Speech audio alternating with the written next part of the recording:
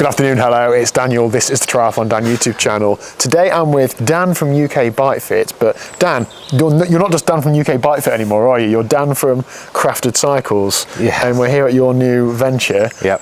For several reasons today. I'm dropping off a bike, I'm picking a bike up, but I'm also coming to have a look around. Mm-hmm. And Mrs. UK Bike Fit tells me there's a drinks thing in there. So there is coffee now, yeah, by popular demand. Yeah. We got slated because we weren't having a coffee machine, so we thought we'd splash out on one. Perfect. But Crafted Cycles is open, so... It is open. Give her on YouTube. Do you want to show us around? Yes, yeah, so this is our sister company. Mm-hmm. We are a bespoke build workshop for mechanic work, servicing and repairs as well, but the bespoke build stuff is the reason that we set it up, really, because we're getting a lot of bike fit customers who were struggling buying bikes, or the problem was they were buying bikes and coming in and needing to spend lots of time and lots of money changing components, because all of these off-the-peg bikes come with stock stuff. Yeah. So we thought there's a better way to buy a bike. We can do bespoke build everything up from scratch. Get it right from the beginning. And we wanted a place to do it. Got it. So this is it. Perfect. And I think I'm using all of those services within the first week. So right now, great. Yeah. We're not even open. Yeah, not even properly open, and here we are. So, drinks fridge, excellent. Good spot. And coffee machine, yeah, understood. I mean, I've not actually been offered a coffee, but there is a machine here, just saying. Yeah.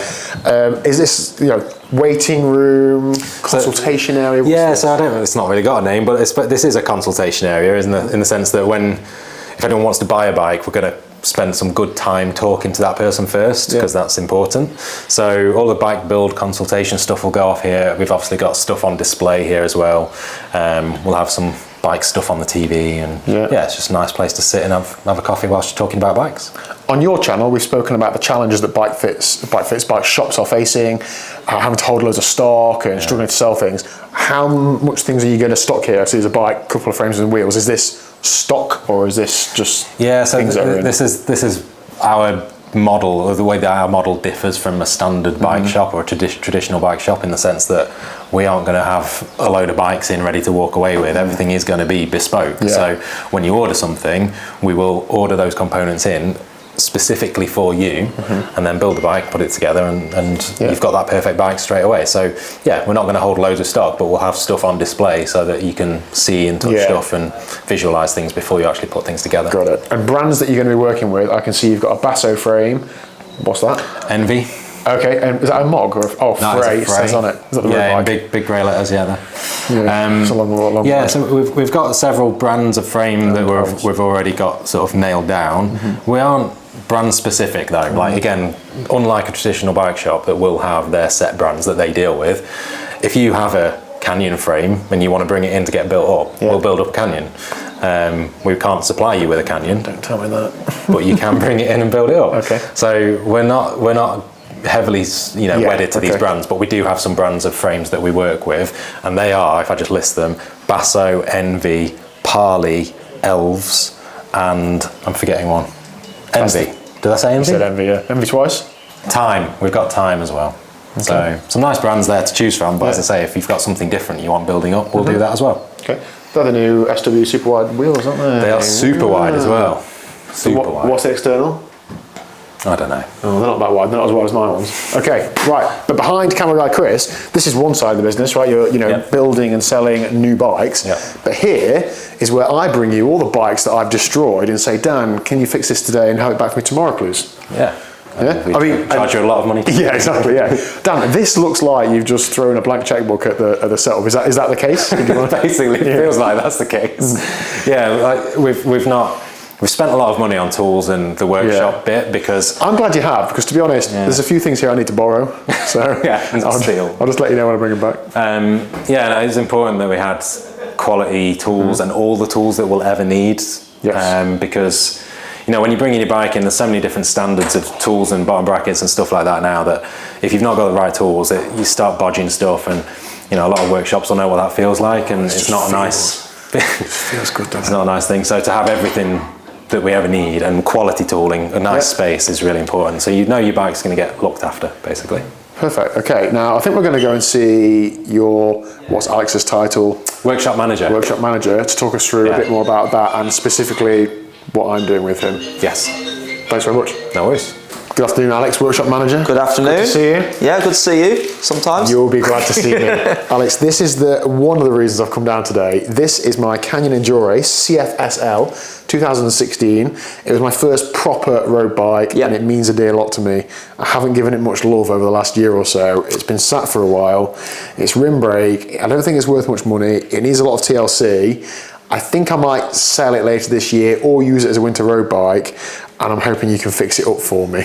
Yep. But I just wanted to give you the bike, a pile of parts, and a list that's two-sided. A list that you're going to hold out, it's going to fall down. Basically, yeah. I assume your invoice with the same length, but the plan with this is that we're going to try and fix this up on a budget. Yep. Because it's not worth a great deal of money, and I know you do like a bespoke service offering, so it only gets what it needs and so on. Shall I give you a bit of a run through as to what's wrong with it? Give us a run through, and then we'll be able to see what we can do. It's a recoil crank. Yep.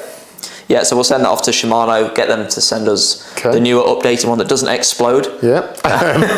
There's always been headset play in it, I don't know why. Yeah, these Canyon headsets, they're a little bit finicky. There could be another issue, but most likely it just needs a bit of attention. Okay, one of my cats chewed the bar tape.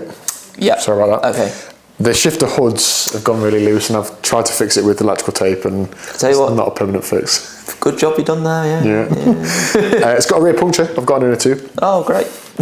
Brakes have been sticky for a while, and they've never really got any better. I changed them last year, and they're still the same. Cool. I think they've got the same external hoses that they've had since factory. Yeah, they'll probably have to strip that out and. Oh, what? Yeah, sorry. Yeah, I'll let you keep the old hoses for you. Perfect. The rear wheel's buckled. Yeah.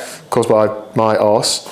And that is about it. Okay, so, that's not too bad. For hours work, I'm sure we're sorted, right? We'll have a look at it, and as we go through it, we'll keep you updated and see. So there's no nasty surprises, which you don't want. Good. And Alex, this is your first time on the channel.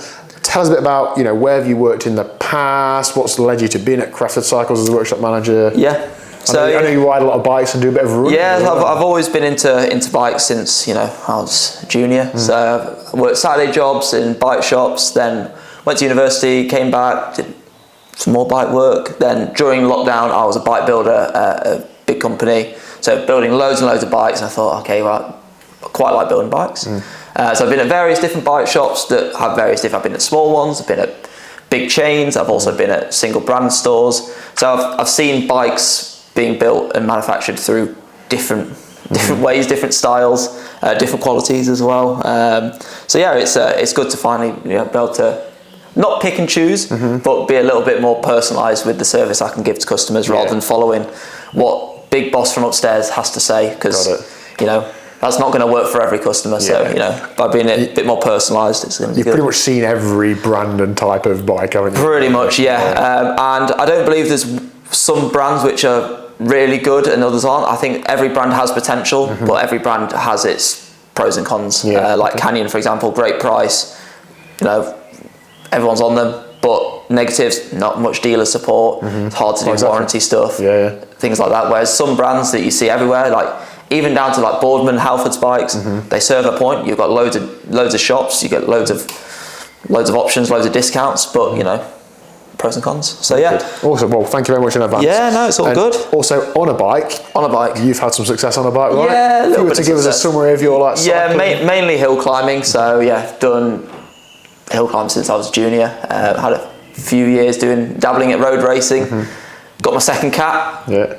Like most people, that is prime male performance. Is getting your second cat. After that, nothing else matters. Then now I'm third cat again, because that's what happens to most people who go second cat. They go down to third cat. Do a bit of running as well, and I did see a few weeks ago you were in Mallorca and you and Mr. Kenway. Oh yes, we went out with a few of the hitters, the local hitters, and you rode what time up Sacalobra? 28 minutes something. 28 something. Was that over 5 watts per kilo? Yeah, probably. Yeah. I don't ride with power, so it'll be guesstimating watts, but definitely about 500 watts. Perfect. If you don't have a power meter, you've just got to guess. Alex, today I'm actually doing you a swap, because I'm dropping this off. Yes. I'm picking a bike up. You are indeed. Have a look at that. Yeah, let's go and have a look. And these go with it, don't they?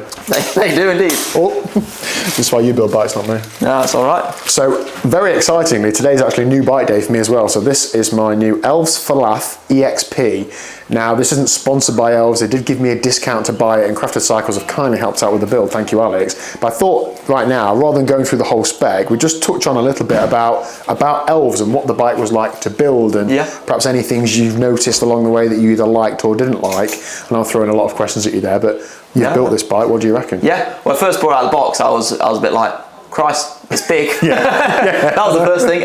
It's an interesting bike as well. It's one I've not really seen. It's a bit Madone-esque at the rear, so with that hole there for airflow or compliance, depends on which way you look at it. Fashion is important. But yeah, it was actually, surprisingly, for a fully integrated aero road bike, built really easily. Plenty of routing options. You can run mechanical, you can run Di2, you can run full closed off systems. You can run either an integrated bar stem, you can run a standard bar stem. So it's something like that which I, as a mechanic, like. I like options. I like not to have to use one thing and do one thing. In terms of building it, it's got a T47 bottom bracket, which is becoming almost an industry standard for internal routing. Loads of space to play around with, less creaking. It's threaded, isn't it? It's threaded as well, so providing the frames all faced and everything, which this one was, the bottom bracket went straight in almost without a tool, so yeah, can't fault it. Wicked. And then tried and tested Ultegra Di2. It just works. It works really well. It's reliable. You've got plenty of gearing options. You can run loads of different bottom brackets on it. You can run it on a standard cassette body, which is great. You're not limited there. Even the finishing kit on this bike, you get to choose your own width, your own length.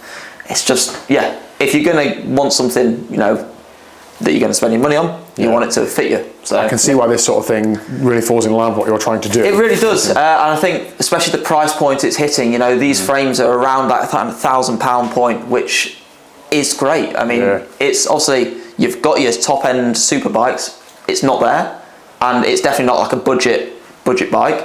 But it's that kind of middle ground where your racers, your younger people, your people who don't want to spend all their money on a bike, they want to have a bit of money left over for coaching. It's that perfect option.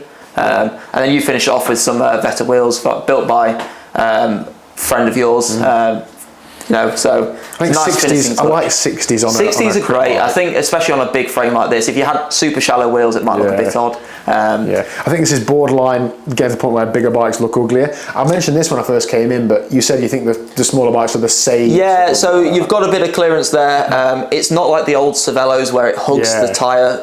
It's going to have space for clearance, but also for airflow. If you have super tight clearances, you run the risk of certain wheels and tyres won't actually be very aero with it. So you've got a little bit of space. Same on the fork. You'll see a lot of the bikes having lots of room there, just for airflow, and also, I like it for the clearance. I've got 32s on there. 32 mil tyres on an aero bike with clearance to spare as well. I know it's max rated to 32, but I reckon you could. Yeah, you normally squeeze a bit more, can't you? Yeah. I'm holding these clip-on bars though. I know I'm a triathlete. I don't just walk around with these all the time. You do. These actually go on here, don't they? Yeah. So as an option with this handlebar, you can have these clip-on extensions.